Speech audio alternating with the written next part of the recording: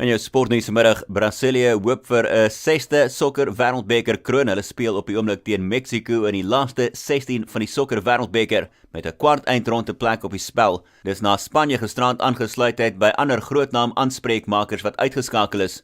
In vandag se ander laaste 16 kragmeting is dit een van die gunstelinge België wat speel teen Japan.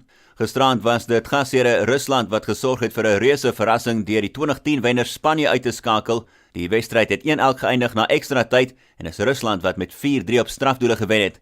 Die ander wedstryd gisterand is ook met strafdoele beslis. Kroasie wat vir Denemarke geklop het met 3-2 op strafdoele.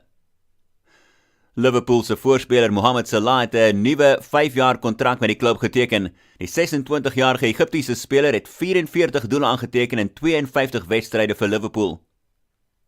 En 8-maal kampioen Roger Federer het met groot gemak die tweede ronde van Wimbledon vandag bereik met 'n 6-1, 6-3, 6-4 oorwinning oor Servië se Dusan Lajovic.